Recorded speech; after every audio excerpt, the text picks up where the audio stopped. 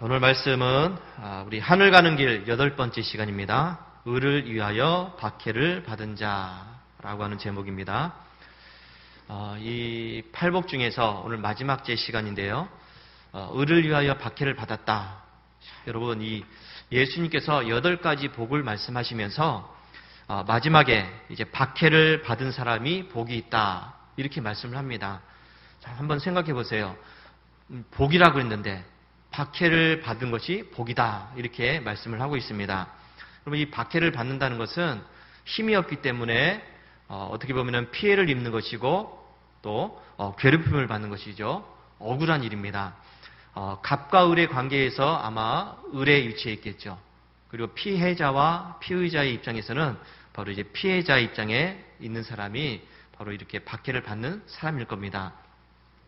그런데 예수님은 이런 사람이 복이 있다. 박해를 받은 사람이 복이 있다.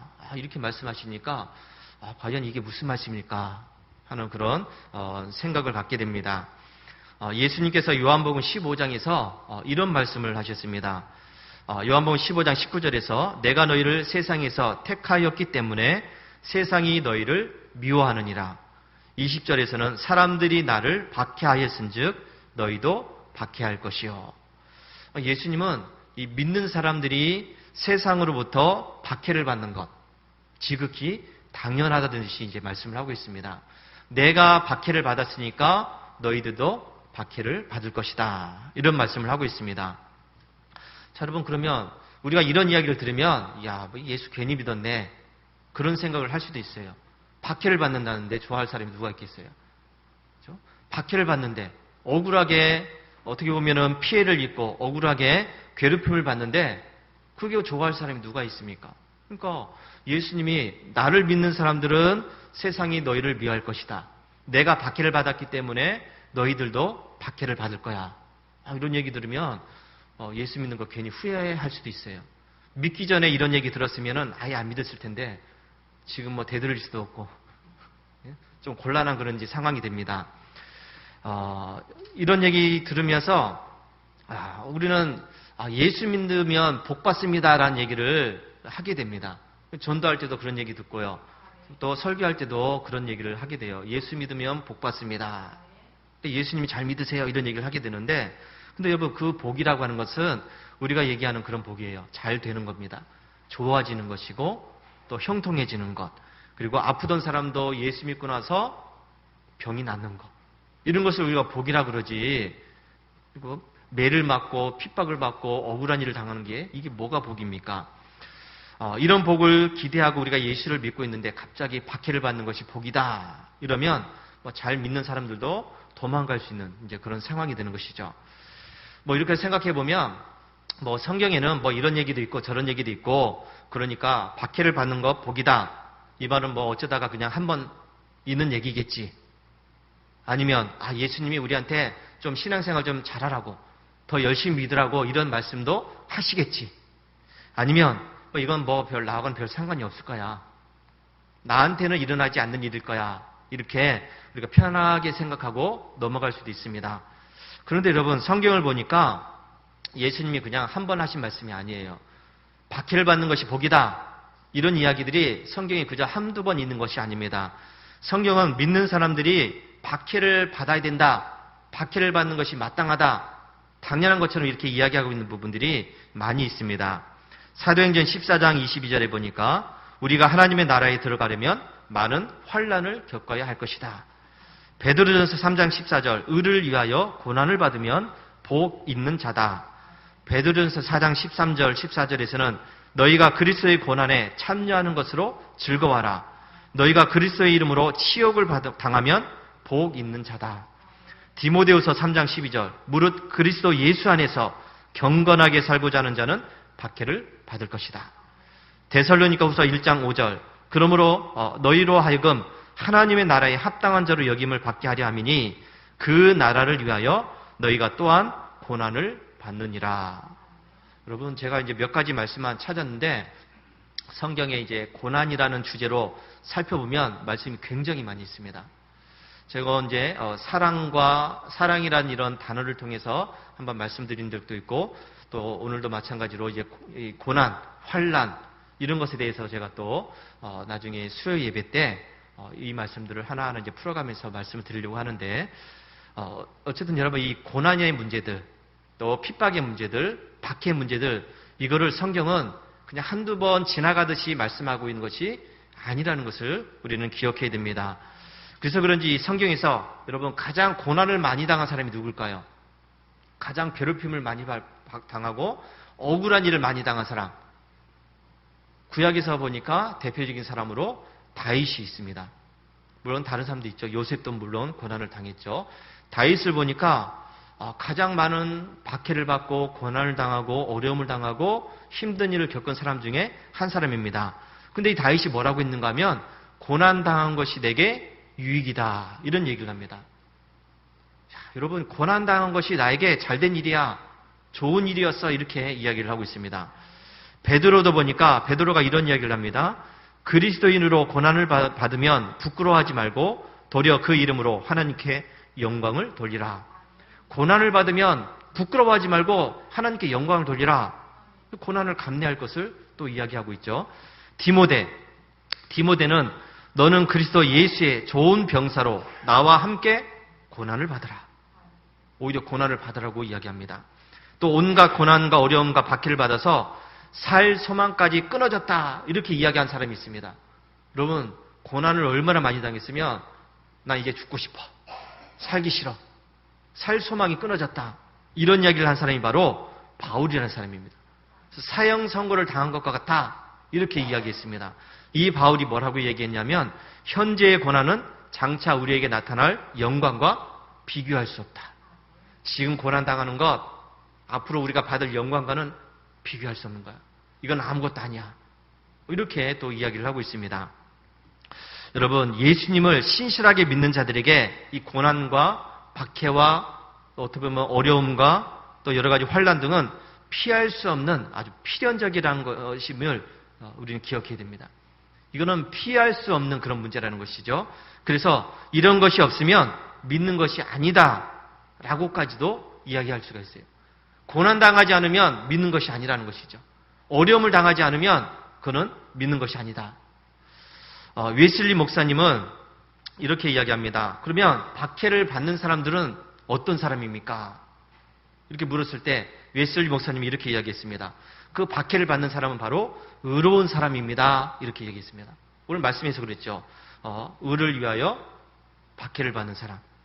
이렇게 예수님 말씀하신 것처럼 박해를 받는 사람들은 어떤 사람이냐면 의로운 사람들입니다, 그랬습니다. 그러면 그 의로운 사람은 어떤 사람입니까? 구체적으로 어떤 사람이냐면 바로 성령으로 난 사람, 그리고 예수 안에서 경건하게 살고자 하는 사람, 죽음에서 나와서 영생으로 옮긴 사람, 그리고 이 세상에 속하지 않은 사람.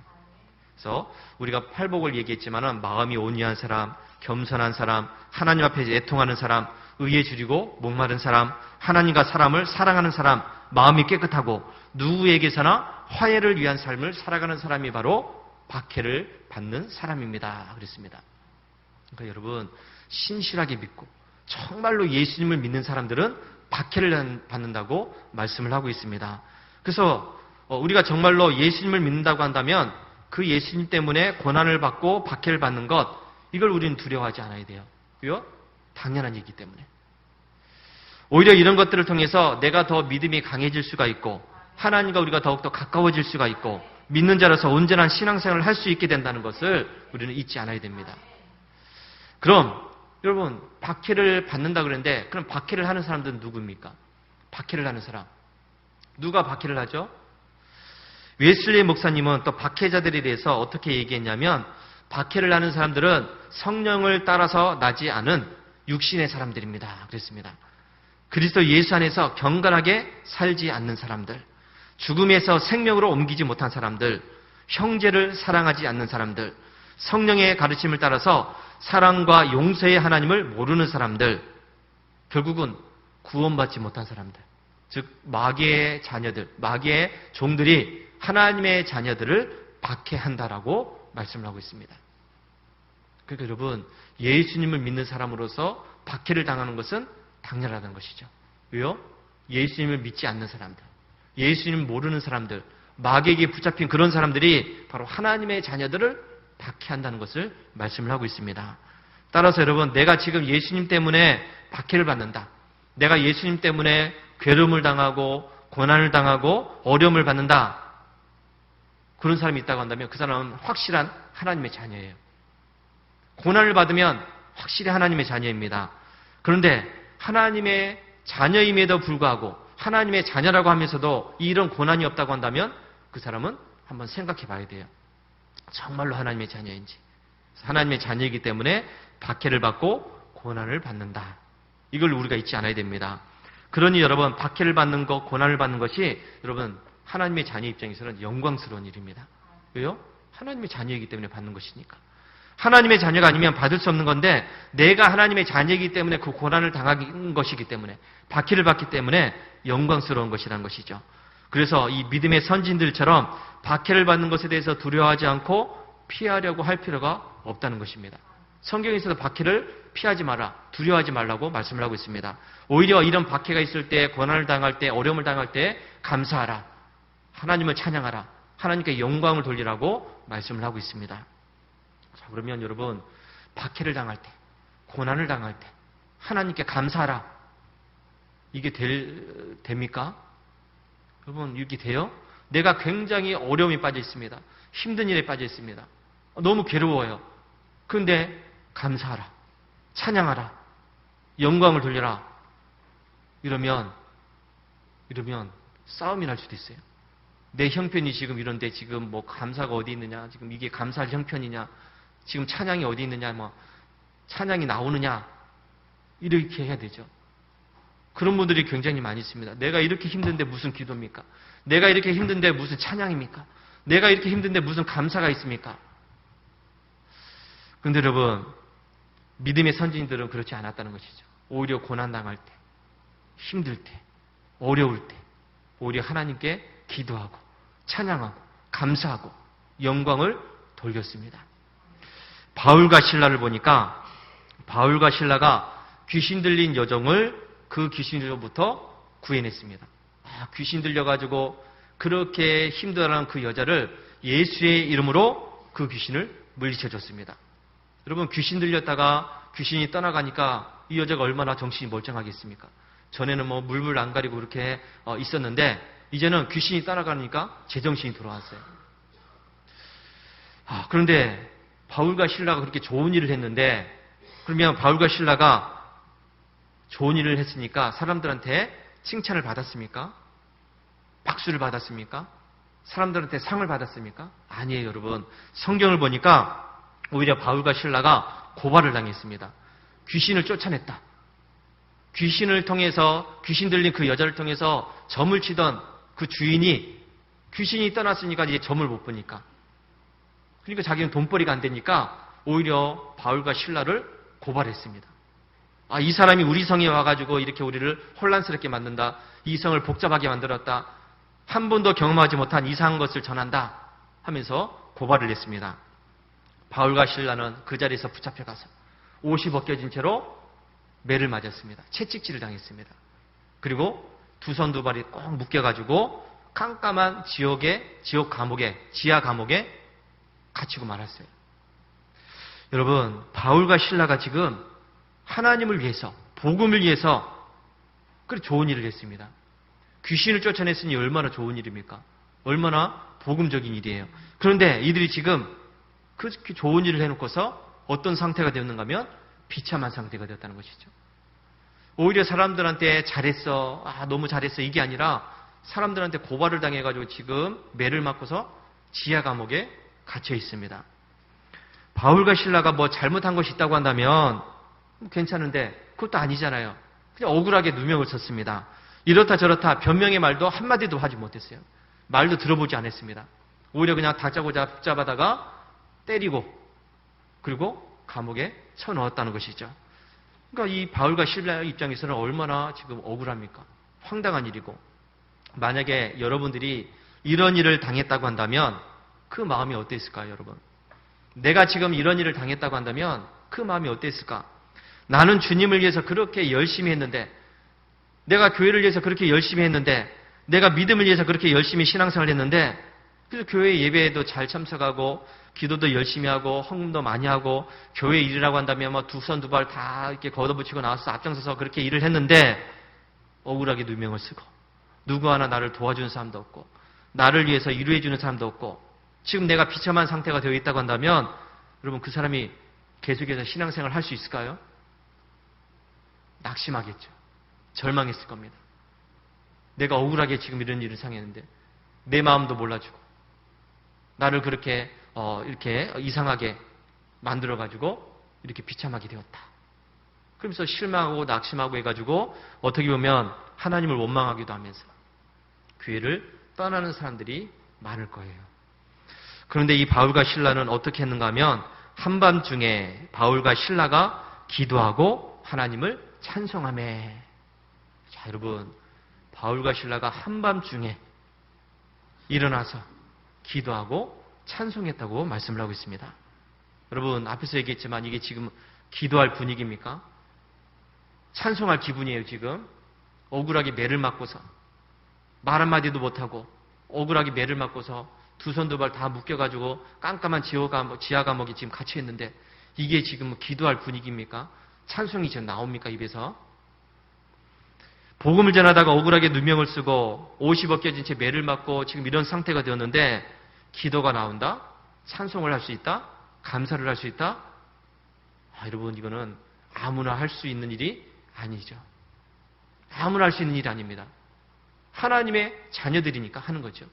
그래서 우리가 내가 지금 이런 상황인데 기도가 나옵니까? 내가 지금 이런 상황인데 어떻게 감사할 수 있습니까?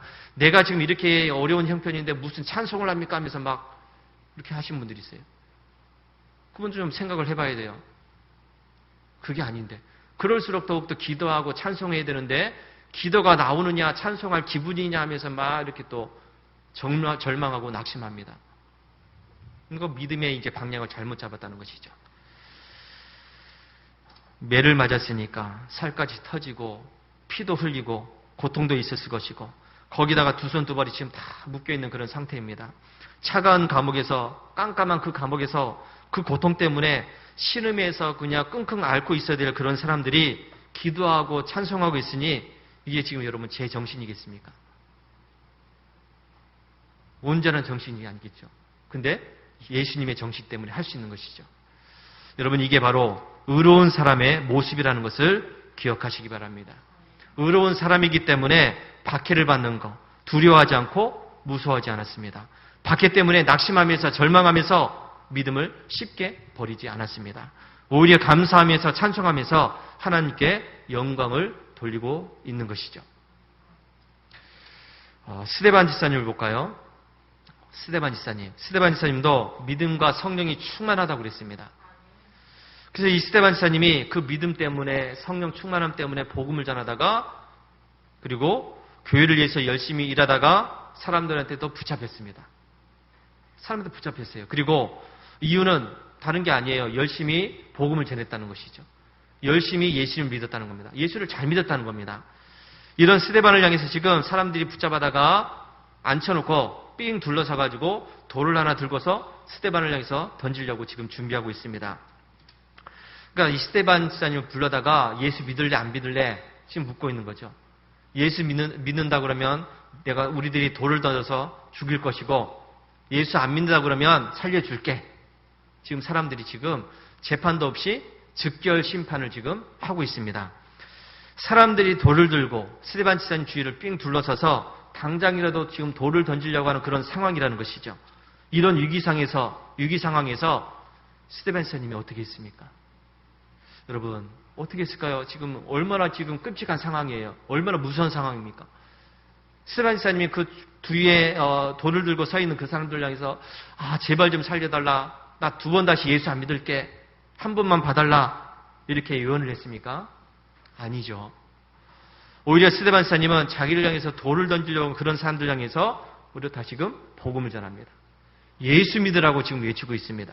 죽음을 두려워하지 않고 당당하게 예수 믿으라고 외치고 있습니다. 그랬더니 스데반 지사님에게 하늘이 열리고 하나님의 영광을 보게 됩니다. 예수님이 하나님 우편에 서신 것을 보게 되었습니다. 여러분, 이것이 바로 의로운 사람의 모습이라는 것을 다시 한번 기억하시기 바랍니다. 의로운 사람이기 때문에 세상 사람들, 특별히 마귀의 종들로부터 박해를 받는 겁니다. 그 박해를 두려워하지 않고 오히려 기뻐하고 즐거워할 수 있는 것입니다. 그러므로 인해서 그 사람은 더욱더 하나님의 자녀로서 하늘의 영광을 가질 수 있었다는 것을 잊지 마시기 바랍니다. 바울과 실라가 살던 그런 시대는 기독교에 대한 핍박이 심하던 그런 시대입니다. 로마 시대, 처음 기독교가 전파되던 그런 시대, 그 로마에서는 기독교를 박해를 했습니다. 유대 교회에서도 박해를 했죠.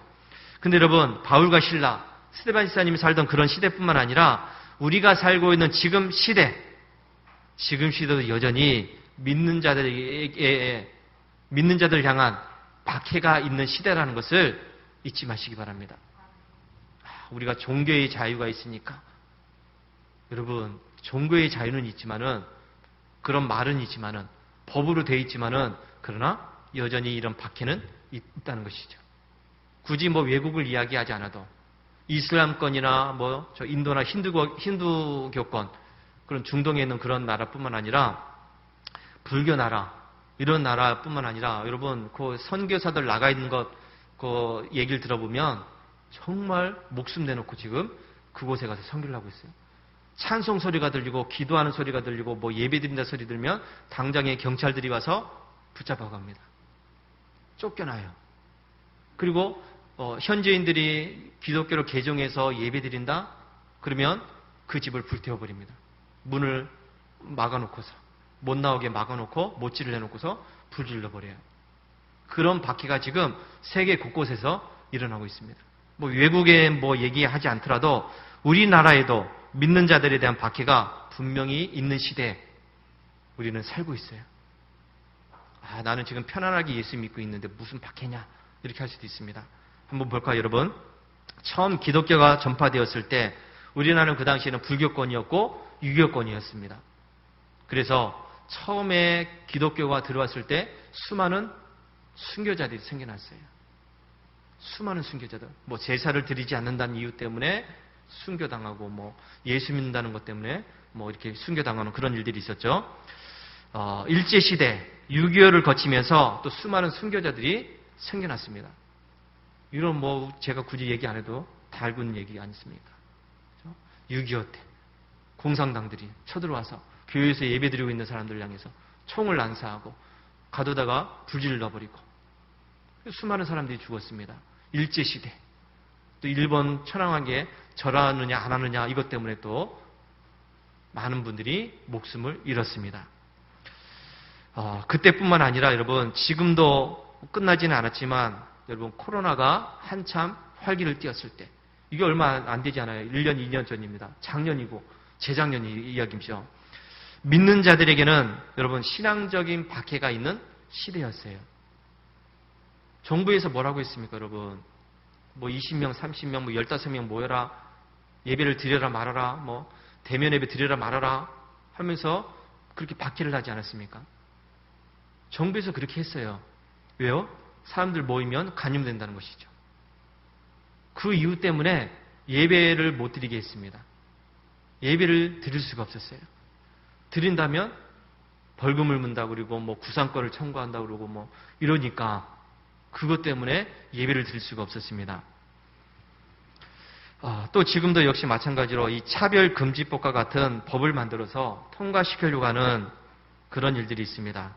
그래서 여러분 이 차별금지법 우리 기독교에서는 반대예요. 이게 통과되면 동성애에 대해서 이거는 죄다 이야기하는 순간 이건 우리는 붙잡혀가요. 벌금을 물어야 됩니다. 말이 좋아서 차별금지법이지 동성애를 그냥 다 인정하라는 그런 얘기예요. 젊은 사람들 얘기 들어보면 여러분 이거 별로 심각하게 생각하지 않습니다. 당연하지 성별 차이 있는데 자기 취향인데 이러면서 아무렇지 않게 지금 그렇게 이야기를 하고 있습니다. 이것 때문에 기독교에서는 강하게 지금 반대하고 있지만 이 법을 지금 어떻게 해서든지 통과시키려고 하는 그런 세력들이 지금 국회에서 그 일들을 지금 하고 있습니다. 요즘 젊은이들이 교회에 대한 인식이 좋지 않죠. 젊은 세대들이 교회를 떠나고 있습니다. 그래서 신앙적인 위기의 시대예요.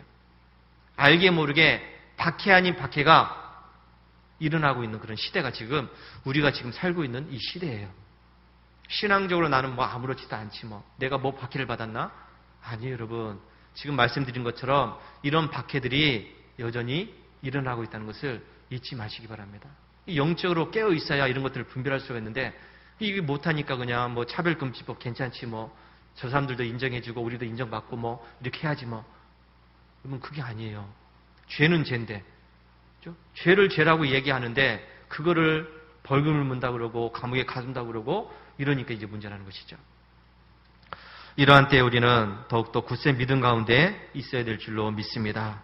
마귀의 종들이 하나님의 자녀들을 집어삼키려고 발버둥치는 이러한 때에 우리는 신앙의 선조들처럼 박해를 두려워하지 않고 굳건하게 믿음을 지키는 이 믿음이 우리에게 필요하다는 것을 잊지 마시기 바랍니다.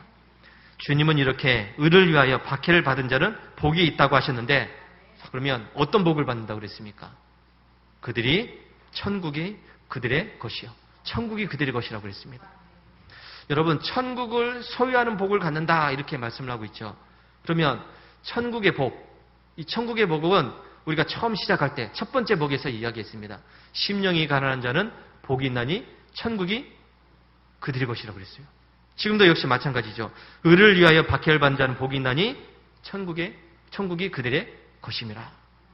똑같은 천국의 복이에요. 심령이 가난해도 천국의 복을 받고 의를 위해서 박해를 받아도 천국의 복을 받는다고 말씀합니다. 그렇다면 이 두 복의 차이가 무엇인가? 천국을 받는다고 그랬는데 무슨 차이일까? 생각해보면 심령이 가난한 자가 받는 복은 이 천국은 하나님의 자녀로서 갓 태어난 사람에게 주어지는 천국이에요. 처음 예수를 믿을 때 그 받을 수 있는 그 천국을 이야기합니다. 그래서 아직 어린아이의 상태, 영적으로 신앙적으로 성숙하지 않는 그런 상태에서 받는 천국이기 때문에 어떻게 보면 일방적으로 주어지는 천국이라고 할 수 있습니다. 그리고 편안하게 우리에게 이야기하는 천국에 갈 수 있어 이런 이야기죠. 그러나 의를 위하여 박해를 받을 때 받는 그 천국은 자신이 가는 곳마다 그곳을 천국으로 만든다는 그 의미의 천국이에요. 심령이 가난한 자가 받는 천국은 앞으로 가야 될 천국을 이야기하지만은 의를 위하여 박해를 받는 자의 천국은 가야 될 천국이 아니라 내가 지금 살고 있는 이곳에서 천국의 삶을 누리는 것을 이야기를 하고 있습니다. 그래서 이 사람은 앞에서 화평케 하는 자, 즉 신앙적으로 성숙한 자가 되었기 때문에 어느 곳에 있든지 그것을 천국의 빛으로 비칠 수가 있습니다. 누구에게든지 초금의 맛을 내기 때문에 그래서 그 어디나 하늘나라를 만들 수 있는 사람이 이 사람이라고 할 수 있습니다. 그래서 이 사람이 가는 곳마다 그 발걸음이 천국의 발걸음이 되는 겁니다. 그 차이예요. 심령이 가난한 자는 그냥 일방적으로 받는 천국, 앞으로 가야 될 천국. 그런데 의를 위하여 박해를 받는 자의 천국은 가야 될 천국이 아니라 지금 현재의 천국을 이야기해요. 현재의 천국. 그러니까 여러분 우리가 천국 앞으로 죽어서 가야 될 천국을 바라보지 말고요. 현재 우리가 살아가면서 누릴 수 있는 그 천국을 바라보시기 바랍니다. 그게 진짜 천국이에요. 물론 가야 될 천국도 진짜 천국이죠. 근데 우리가 이 세상에서 천국을 누리지 못한다고 한다면 가야 될 천국도 역시 마찬가지예요. 어떻게 천국을 누릴 수가 있습니까? 이곳이 천국이 아닌데. 바울과 신라, 스데반 이 사람들이 박해를 받고 고통스럽고 힘든 시간을 겪었습니다. 네, 그 박해를 받는 시간이 그 고통을 당하는 시간이 바로 천국의 시간이었다는 것을 잊지 마시기 바랍니다. 그 천국을 이야기해요. 그러니 여러분 의롭게 단 자가 박해를 받는 것은 그것이 고통이 아니라 오히려 그 고통이 천국을 만들어내는 것이기 때문에 기쁨으로 감당할 수 있게 된다는 것을 믿으시기 바랍니다. 그래서 고통당하는 것이 내게 유익이라. 고난당한 것이 내게 메시안 이야기가 그 이야기예요. 고난당한 것이 바로 천국이기 때문이라는 것이죠. 바라기는 우리 상종교회 모든 성도들은 이런 천국의 기쁨을 만들어내는 우리 성도들이 되시기 바랍니다. 예수님 말씀하신 이 팔복을 잘 기억하셔서 지금 1단계부터 8단계까지 말씀드렸습니다.